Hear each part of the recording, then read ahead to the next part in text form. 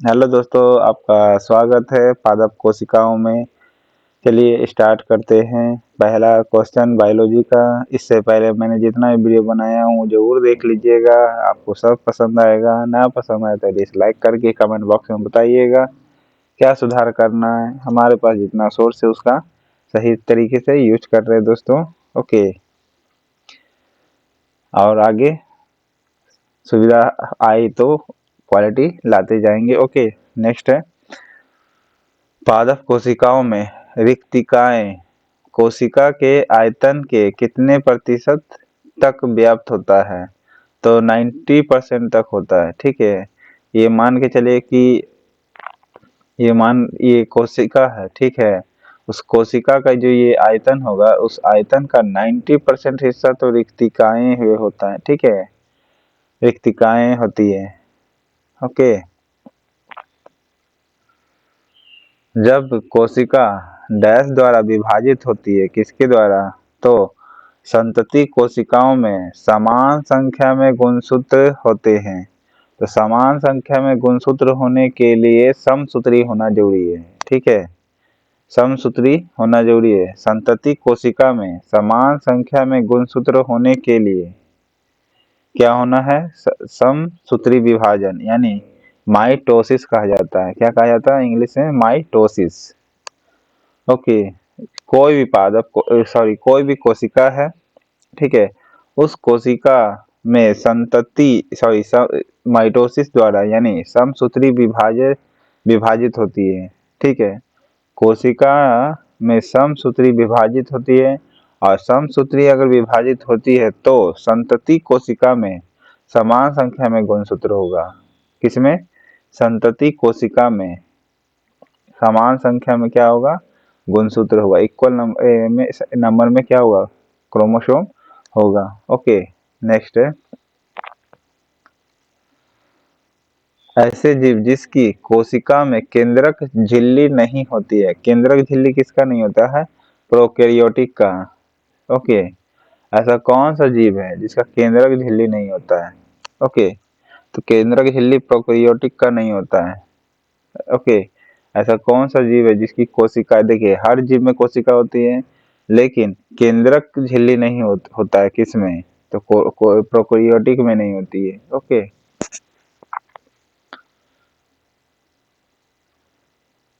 संतति कोशिका में गुणसूत्रों की संख्या किस प्रक्रिया द्वारा आधी हो जाती है? आधा बोला है तो अर्धसूत्री विभाजन हो जाएगा। ठीक है, संतति कोशिका में समान गुणसूत्र होगा समसूत्री के द्वारा समान गुणसूत्र। ठीक है, लेकिन बोला संख्या किस प्रक्रिया द्वारा आधी करना है? तो अर्धसूत्री विभाजन करना होगा। अर्ध अर्ध देख रहे हैं। ठीक है, यहाँ आधा बोला है तो अर्धसूत्री विभाजन कह दीजिएगा, आधा बोला है तो अर्धसूत्री विभाजन हो जाएगा। ठीक है,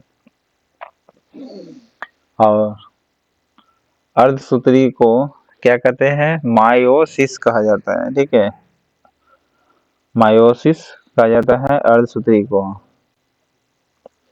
असमान संख्या में बोला तो समसूत्री, सम मने समान, सम मने समान, तो समसूत्री विभाजन हो जाएगा संतति कोशिका में। ओके, नेक्स्ट है संतति कोशिका में गुणसूत्रों की संख्या किस प्रक्रिया द्वारा आधी हो जाएगी? तो अर्धसूत्री अगर विभाजन होता है तो संतति कोशिका में गुणसूत्र की संख्या कितनी हो जाएगी? आधी हो जाएगी। ओके,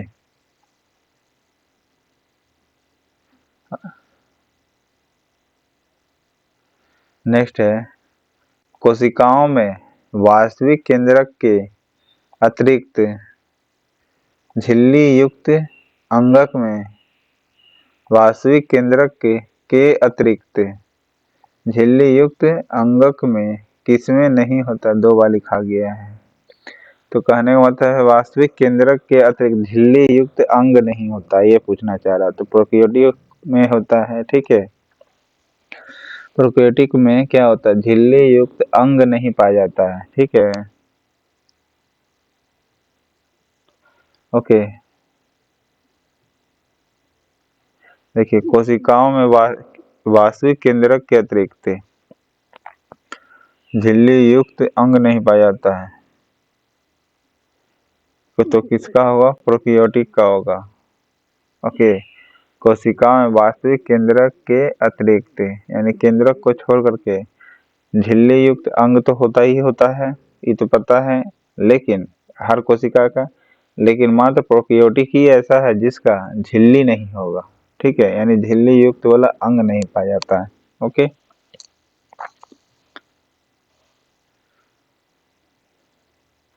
नेक्स्ट है कोशिका भित्ति की उपस्थिति पौधे, कवक और जीवाणुओं की कोशिकाओं का बिना फटे किस माध्यम में मौजूद रहने में सक्षम है?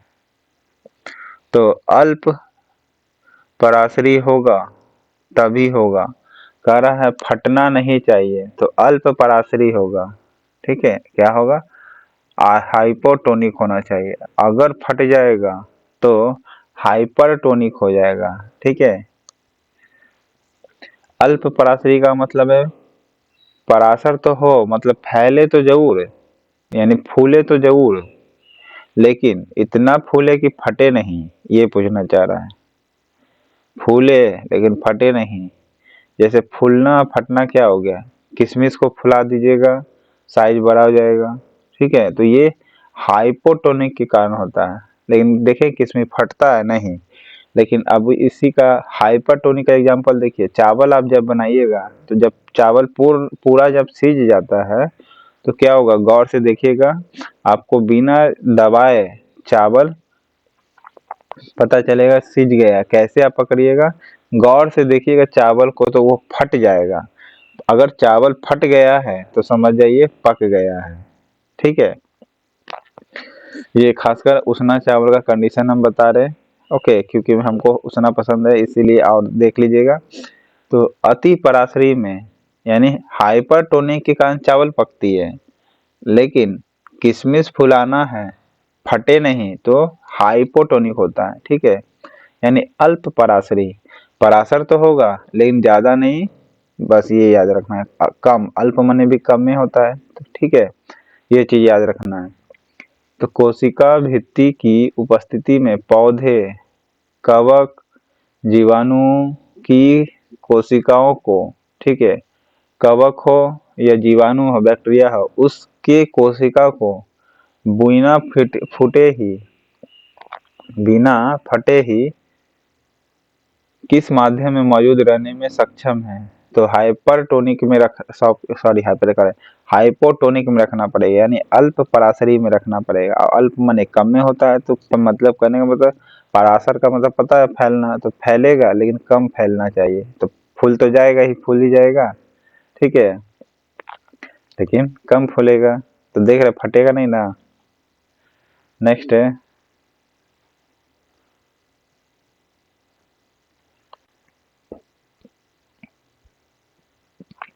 पादप कोशिकाओं में स्फीति तथा कठोरता किसके द्वारा प्रदान की जाती है? कठोरता किसके द्वारा? तो कोशिका द्रव्य से भरी धानी के द्वारा कठोरता प्रदान की जाती है। कहने का मतलब ये है कि अगर कोई पादप कोशिका है, मान के चलिए लकड़ी है, चाहे पलंग है आप जिस पर बैठल है, या पेड़ देखते हैं, तब उस कोशिका में कठोरता किसके कारण आ जाती है? अब लकड़ी देखते हैं ना, कठोर होता है, ये किसके कारण आ जाती है? तो ये आती है कोशिका द्रव से भरी धानी के कारण आती है। किसमें द्रव भरा होता है? कोशिका में। ठीक है, कोशिका द्रव से भरी धानी में। ओके, तो कोशिका द्रव से भरी धानी होती है जिसके कारण कठोरता आती है। अब धानी देखिए, इसको आप पेड़ के पास ले जाते हैं, जब आप पेड़ को काटते हैं या छीलते हैं तो क्या निकलता है? द्रव निकलता है, लिक्विड निकलता है। तो पेड़ यानी कोशिका द्रव निकला, और द्रव कहाँ भरा होता है? धानी में भरा होता है। किसमें? धानी में। पादप कोशिका के धानी में भरा होता है। ओके, क्या? कोशिका द्रव। इस कारण से अगर वह सूखता है तो कठोर होने लगता है। ठीक है, सूखता है तो कठोर होने लगेगा। ओके, इस प्रकार याद रखता है कि कोई भी प्लांट किसके कारण मौजूद कठोर होने लगता है? तो बोलना कोशिका द्रव्य के धानी होती है ना, उसमें द्रव्य भरी होती है। कोशिका द्रव्य जो होती है उसके कोशिका द्रव्य कहाँ भरी होती है? धानी में। और उसी के कारण क्या होती है? पादप कोशिका में स्फीति और कठोरता पाई जाती है। ओके, यानी मुलायमपन और कठोरता दोनों ही उसी कारण होती है। मुलायम और कठोरता दोनों, स्फीति और कठोरता। नेक्स्ट है, रंगहीन प्लास्टिड को ल्यूकोप्लास्ट के रूप में जाना जाता है। ओके, रंगहीन जो प्लास्टिड रहेगा उसको क्या कहेंगे? ल्यूकोप्लास्ट। कलरफुल को क्लोरोप्लास्ट। ठीक है, क्लोरोप्लास्ट का क्रोमोप्लास्ट। ठीक है, क्लोरोप्लास्ट तो ग्रीन पिगमेंट होती है।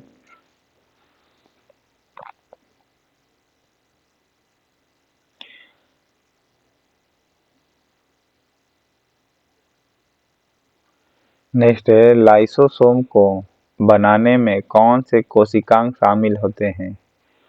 तो लाइसोसोम को बनाया गोल्जी उपकरण कहिए या गोल्जी काय कहिए। ठीक है, यही क्या कहता है? कोशिका का कब्रगाह कहा जाता है। ठीक है, ये पाचन करती है कोशिका का कौन? लाइसोसोम। ओके, माइटोकॉन्ड्रिया तो हो गई आपका एनर्जी देने का सोर्स। माइटोकॉन्ड्रिया को हिंदी में कहते हैं सूत्र कनिका। ओके, सूत्र कनिका कहा जाता है।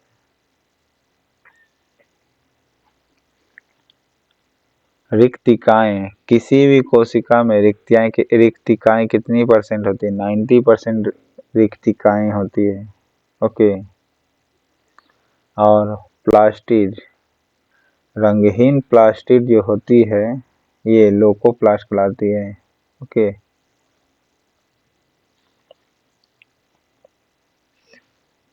माइटोकॉन्ड्रिया एनर्जी बनाने का सोर्स होता है। जी हाँ।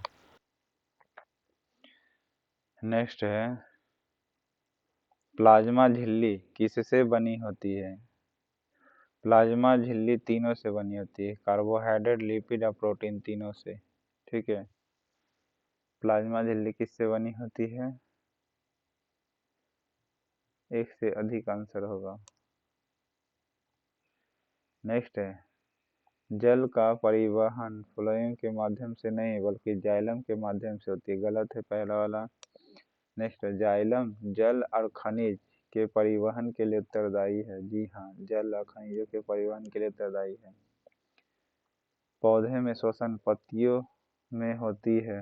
बिल्कुल सही है, श्वसन पत्तियों में होती है। प्रकाश संश्लेषण की प्रक्रिया के कारण ही ग्लूकोज और ऑक्सीजन बनता है। बिल्कुल हाँ, ये सही होगा। औषधि है राउवोल्फिया। ठीक है, राउवोल्फिया क्या है? एक औषधि है। तो सर्पगंधा के जड़ से प्राप्त होती है। किससे प्राप्त होती है? जड़ से। राउवोल्फिया सर्पगंधा के जड़ से प्राप्त होती है। तो सर्पगंधा को कहाँ से प्राप्त होती है? जड़ से। जड़ से कैसे याद रखिएगा? सांप कहाँ रहता है? जड़ में रहता है। ठीक है, सांप कहाँ रहता है? सर्प तो जड़ में रहता है। अब कंफ्यूज आइएगा नहीं। ठीक है, सर्पगंधा प्राप्त होती है कहाँ? जड़ से। नेक्स्ट है, सूत्र कनिका में यानी माइटोकॉन्ड्रिया में अधिकांश ऑक्सीडेटिव उपापचय और एटीपी उत्पादन होता है। जी हाँ, इस प्रकार इसे कोशिका का आत्मघाती नहीं, आत्मघाती बैग कहें किसको? कमेंट बॉक्स में बताइएगा। यहाँ से ये गलत हो जाता है। ठीक है, फिर है माइटोकॉन्ड्रिया अवायवीय नहीं, वायवीय श्वसन करती, ये भी गलत है। तो दोनों गलत है। ठीक है, ये यार दोनों गलत है। माइटोकॉन्ड्रिया वायवीय करती है यानी ऑक्सीजन लेती है। ठीक है, नेक्स्ट है, निम्नलिखित में से किसने कोशिका के द्रव्य पदार्थ जीवन की मूलभूत संगठनात्मक इकाई को परिभाषित करने के लिए जीव द्रव्य की खोज की थी। जीव द्रव्य की खोज किसने की थी? जे.ई. प्रुकेंजे ने। Okay, JE. प्रुकेंजे ने नाम दिया था जिस जीव द्रव्य को इंग्लिश में प्रोटोप्लाज्म कहते हैं। कोशिका के द्रव पदार्थ जीवन की मूलभूत संगठनात्मक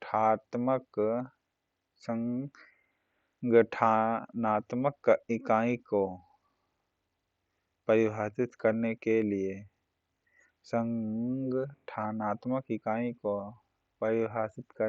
लिए शब्द जीव द्रव्य की खोज की। ओके, जीव द्रव्य की खोज की तो जे.ई. प्रुकेंजे ने किया। ओके,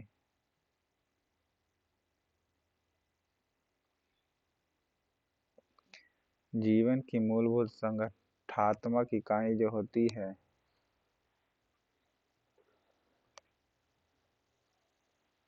कोशिका के द्रव पदार्थ और जीवन की मूलभूत संगठनात्मक इकाई।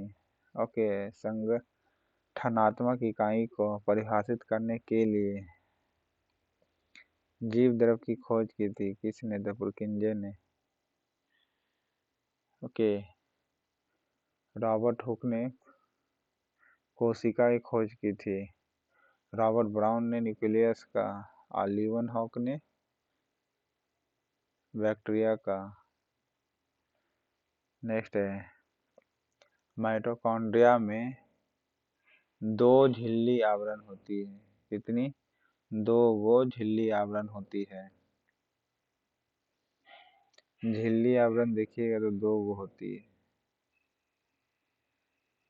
नेक्स्ट है, ब्लैक रिएक्शन नामक स्टैंडिंग तकनीकी की खोज किसने की जो न्यूरॉन को उनकी संपूर्णता में प्रकट करने में सक्षम थी? तो किसने खोज की थी? कैमिलो गोल्जी ने। ओके, ब्लैक रिएक्शन नामक स्टैनिंग तकनीकी की खोज किसने की थी जो न्यूरॉन को उनकी संपूर्णता में प्रकट करने में सक्षम थी? तो कैमिलो गोल्जी ने किया था। ओके, ब्लैक रिएक्शन नामक स्टैनिंग टेक्नोलॉजी था। स्टैनिंग टेक्नोलॉजी क्या है? ये ब्लैक रिएक्शन है। ठीक है, ब्लैक रिएक्शन नामक स्टैनिक तकनीकी है। कौन सा तकनीकी है? स्टैनिंग तकनीकी यानी स्टैनिक टेक्नोलॉजी है ब्लैक रिएक्शन नामक। ये क्या करती है? न्यूरॉन को उनकी संपूर्णता में प्रकट करने में, मतलब न्यूरॉन को क्लियर दिखाता है। ठीक है, क्लियर दिखा देगा आपके किसी नर्व को। तो किसने खोज किया था? तो कैमिलो गोल्जी ने किया था। ओके, ब्लैक रिएक्शन नामक स्टैनिंग तकनीकी की खोज किसने किया था?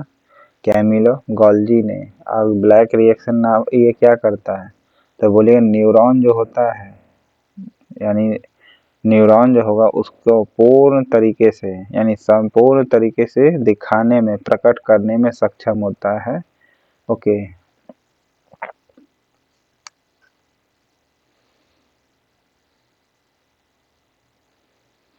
नेक्स्ट है, डाल्टन के परमाणु सिद्धांत। डाल्टन के परमाणु सिद्धांत के अनुसार पदार्थ के सबसे छोटे अविभाज्य कणों को क्या कहते हैं? परमाणु कहते हैं। ठीक है, और सबसे छोटे कणों को क्या कहते हैं? परमाणु कहते हैं। क्या कहते हैं? परमाणु। पदार्थ के सबसे छोटे अविभाज्य कण को क्या कहते हैं? एटम कहा जाता है, ठीक है। लेकिन इस अगर डाल्टन का एटॉमिक थ्योरी देखिएगा तो एटम ना तो क्रिएट किया जा सकता है ना ही डिस्ट्रॉय होता है। ये किसने बोला था? तो जॉन डाल्टन ने बोला था। कंजर्वेशन ऑफ मास इन्होंने ही दिया था कॉन्सेप्ट। ओके, वाटर क्या है? अणु भी है, ठीक है, अयौगिक भी है। नेक्स्ट है, जब कोशिका के अंदर और बाहर पानी का प्रवाह समान होता है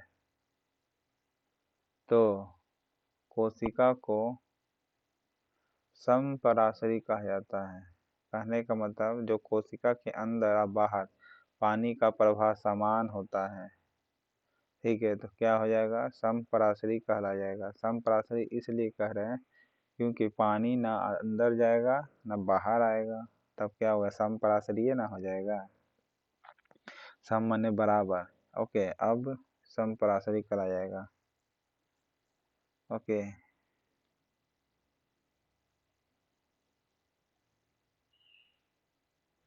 जब कोशिका के अंदर और बाहर पानी का प्रवाह समान रूप से हुआ तो समपराशरी। अल्पपराशरी यानी कोशिका या कवक को फुला देता है, बस फटेगा नहीं, तो उसी को क्या कहते हैं? अल्पपराशरी कहेंगे। ओके,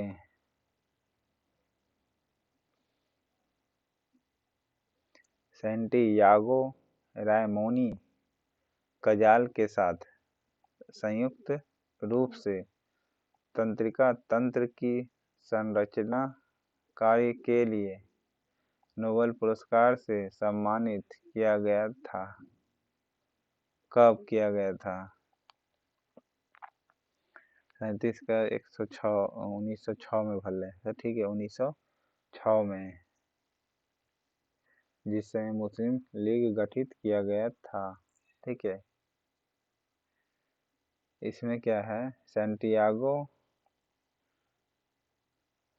रोमैनी कजाल के साथ संयुक्त रूप से तंत्रिका तंत्र की संरचना कार्य के लिए तंत्रिका तंत्र की संयुक्त रूप से तंत्रिका तंत्र की संरचना जो होती है उस संरचना के कार्य के लिए नोबेल पुरस्कार मिला था। कब? 1906 में। ओके, तंत्रिका तंत्र की संरचना कार्य के लिए मिला था। तंत्रिका तंत्र की संरचना का जो कार्य है, तंत्रिका तंत्र की का संरचना कार्य के लिए नोबेल पुरस्कार मिला था। कब? 1906 में। ओके, किसको मिला था? सैंटियागो रायमोनी को, ठीक है, रायमोनी का, हाँ, रायमोनी को मिला था।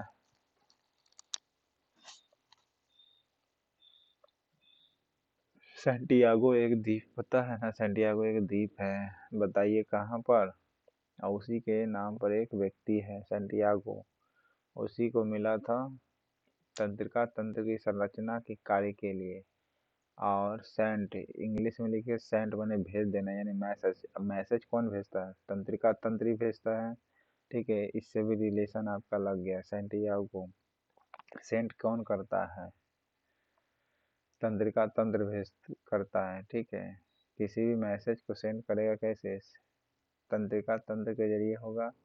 तो यानी तंत्रिका तंत्र का खोज किसने की? संरचना कार्य के लिए किससे मिला था? सैंटियागो रायमोनी को नोबेल पुरस्कार मिला था। कब? 1906 में।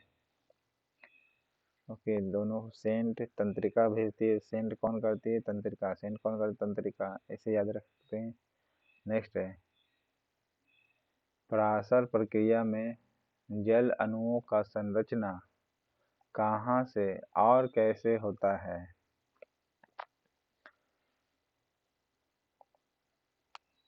38 का होगा सी, ठीक है। अर्ध पारगम्य झिल्ली। ओके, अर्ध पारगम्य झिल्ली के माध्यम से उच्च सांद्रता से निम्न सांद्रता की ओर होती है। जी हाँ। पराशर प्रक्रिया में जल अणुओं का संचरण कहाँ से होता है? जल अणुओं का संचरण होगा अर्ध पारगम्य झिल्ली के माध्यम से। कौन सा पारगम्य? अर्ध पारगम्य झिल्ली के माध्यम से। उच्च सांद्रता से निम्न सांद्रता की ओर होता है। ठीक है। पराशर कैसे होगा? उच्च सांद्रता से निम्न सांद्रता की ओर होगा। ठीक है। पराशर एक उच्च सांद्रता से निम्न सांद्रता की ओर होता है। ओके।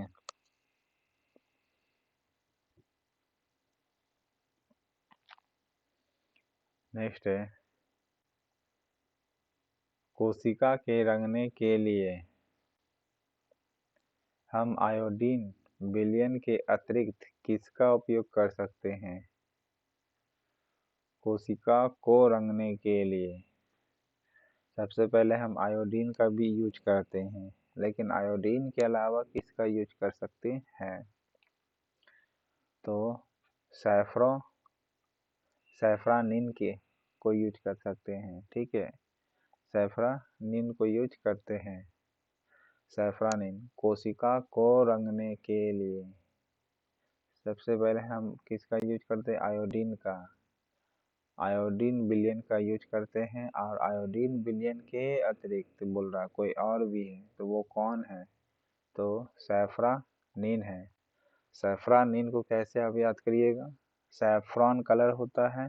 ठीक है। सैफरॉन कलर होती है ना, तो सैफरॉन हो गया है। ठीक है। यानी रंग दिया गया कपड़ा को, कैसे रंग दिया गया? सैफरॉन। ठीक है। ये जो भगवा कलर नहीं होता वो सैफरॉन कहते हैं इंग्लिश में। तो सैफरॉन कलर हो गया। ठीक है। पूरा चारों तरफ क्या हो गया? सैफरॉन हो गया। ठीक है। सैफरॉन हो गया है। तो सैफरॉन आयोडीन का अतिरिक्त किसका यूज करते हैं? तो सैफरॉनिन को। ठीक है।